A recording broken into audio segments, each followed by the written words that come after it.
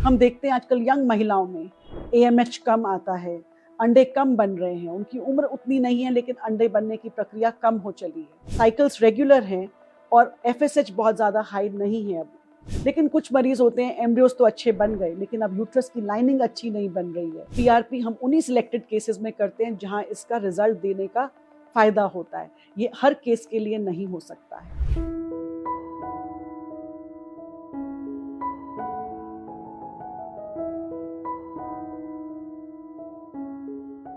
आज बात करेंगे हम एक नई चीज़ के ऊपर यानी PRP। क्या होता है ये PRP?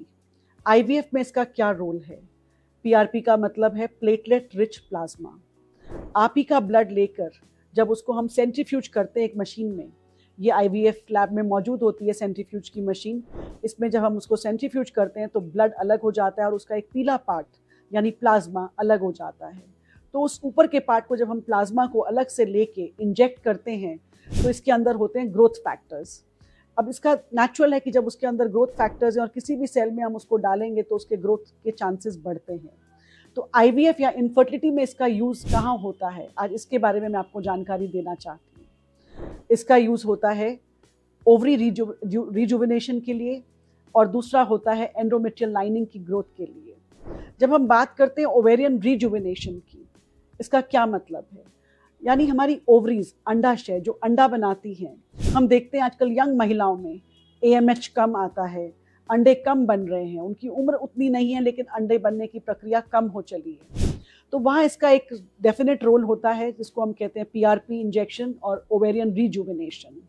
इसको हम डालते हैं अल्ट्रासाउंड गाइडेड प्रोसीजर के थ्रू या फिर लैप्रोस्कोपिकली।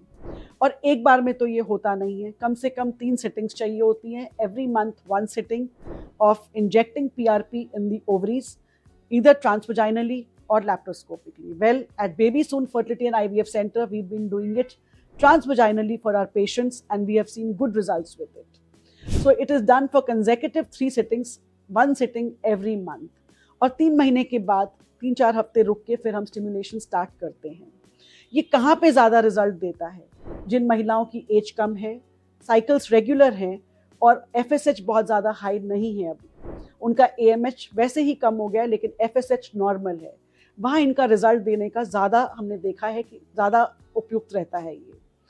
अब बात करते हैं यूट्राइन लाइनिंग के लिए। हम सब जानते हैं कि यूट्रस की लाइनिंग यानी एंडोमेट्रियम परत जो होती है वो एम्ब्रियोज को इम्प्लांट करने के लिए ज़रूरी है और उसका एक आइडियल कैरेक्टर होता है। ट्रिपल लाइन होनी चाहिए, 7 मिलीमीटर से ऊपर होनी चाहिए और उसके अराउंड ब्लड फ्लो अच्छा होना चाहिए। लेकिन कुछ मरीज होते हैं एम्ब्रियोज तो अच्छे बन गए लेकिन अब यूट्रस की लाइनिंग अच्छी नहीं बन रही है, तो नेचुरली प्रेगनेंसी आने के चांसेस ऐसे केसेस में कम हो जाते हैं। वहाँ पर भी इस PRP को यानी प्लेटलेट रिच प्लाज्मा को हम प्रिपेयर करते हैं अपनी लैब में। आप ही का ब्लड लेके प्रिपेयर किया जाता है ये और फिर इसको हम इंजेक्ट करते हैं यूट्रस के अंदर। अब इसको 2 तरीके हैं इंजेक्ट करने के। एक तो आप सिंपल IUI कैथेटर लेके इसको यूट्रस के अंदर तक IUI की तरह इंजेक्ट कर दीजिए, लेकिन इसमें हमें अच्छे रिजल्ट्स नहीं मिले। तो दूसरा तरीका होता है हिस्ट्रोस्कोप गाइडेड इंजेक्शन से सब एंडोमेट्रियल लेयर्स के अंदर इंजेक्शंस देना और फिर इसको भी हम मल्टीपल सिटिंग्स देते हैं। कई बार 1 सिटिंग में ही काम हो जाता है, कई बार 2 सिटिंग्स भी लगती हैं और अगर हमने cycle previous to the embryo transfer cycle जो प्लान किया उससे पहले वाले साइकिल में हम इसको देंगे और कई बार हम 2 बार दे के फिर उसके बाद गैप के बाद तीसरे साइकिल में हम एम्ब्रियो ट्रांसफर प्लान करते हैं। तो ये तो था PRP, बट PRP हम उन्हीं सिलेक्टेड केसेस में करते हैं जहां इसका रिजल्ट देने का फायदा होता है। ये हर केस के लिए नहीं हो सकता है। आई होप ये जानकारी आपके लिए उपयुक्त रही होगी।